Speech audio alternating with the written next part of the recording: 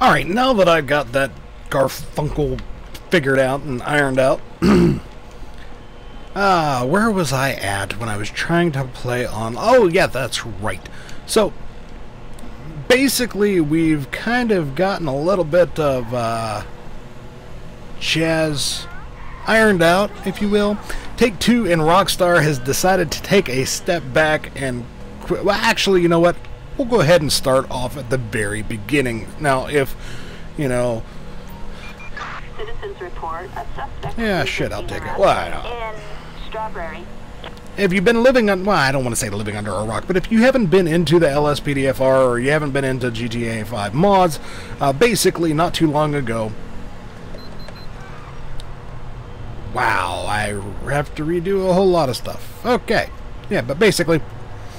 Take-Two sent out a cease and desist against openIV, basically, I don't want to say making them remove the openIV, but they had to update it, basically saying, you know, hey, you should probably get rid of this,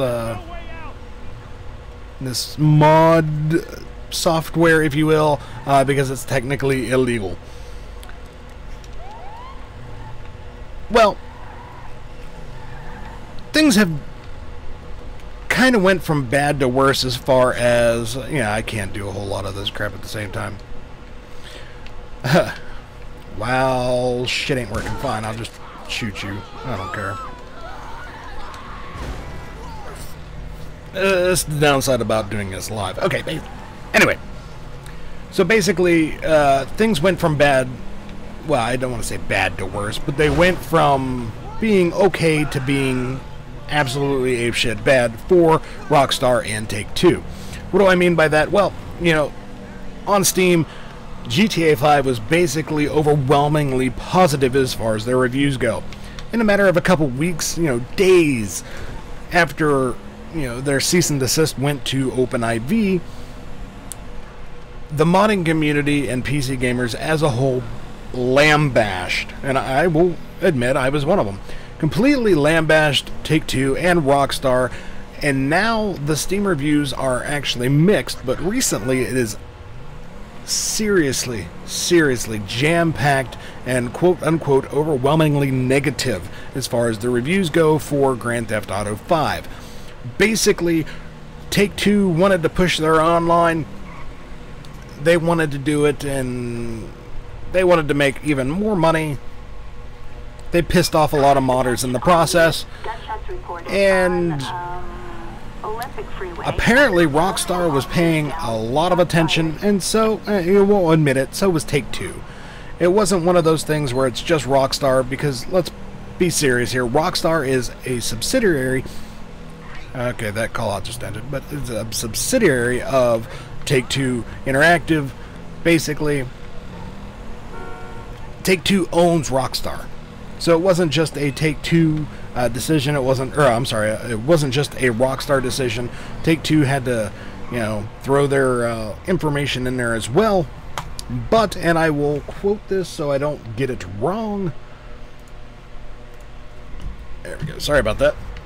Basically, Rockstar believes in reasonable fan creativity, and in particular wants creators to showcase their passion for our games. After discussion with Take-Two, Take-Two has agreed that it generally will not take legal action against third-party projects involving Rockstar's PC games that are single-player, non-commercial, and respect intellectual property rights of third parties. And then it goes on to say that this does not apply to multiplayer or online, where am I at? Online services, tools, libraries, files, or functions that could be used to impact multiplayer or online services, or the importation of other IP content, including other IP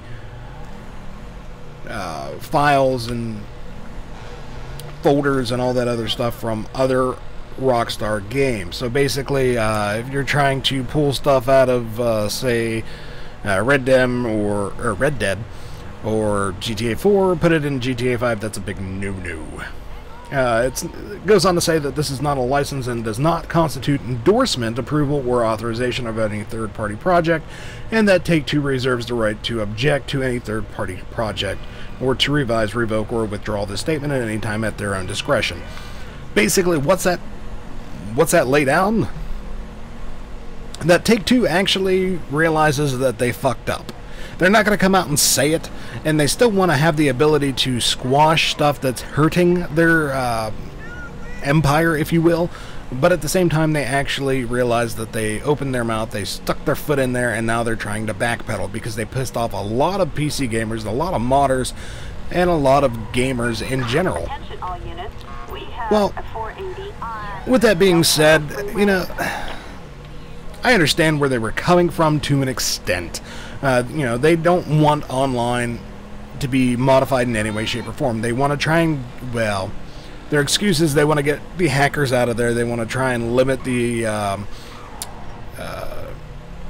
riffraff and the exploitation of, you know, online things, basically cheating, i.e. they want to make their money with the little shark cards and whatnot. I understand that. I don't agree with it, but I understand it. However, there's also another issue in this mix. We'll be honest, Rockstar and Take-Two has had issues with... It's Shooter, right? Yeah. Oh, I'm just being a dick now, so... mainly because LSPDFR is not working completely correctly, but anywho. You know, the online section was not exactly the greatest in the very beginning before openIV ever came onto the market for GTA 5. There was a lot of hacking, there was a lot of issues, there was a lot of patching that needed, there was a lot of loopholes, there was a lot of exploitation of, loopholes and other factors before openIV ever got into the whole GTA 5 market. They were still kind of, you know, GTA 4, GTA 5 wasn't so much cracked in that aspect, so there was no modding for GTA 5. And they were still having issues with online.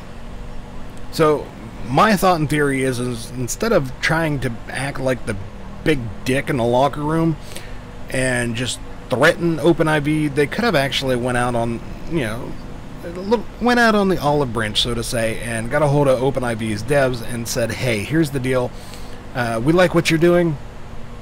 We kind of support it as long as it's within certain parameters, but hey, you know, we would like your help. We'd like to find where these exploits are, and we would like to try and close those loopholes. That way we don't have to worry about the online mode being affected and so on and so forth. Now, I cannot directly speak for openIV's devs because I don't know any of them, but I'm pretty sure that they would have probably been a-okay, happy to fucking help out in some way, shape, or form.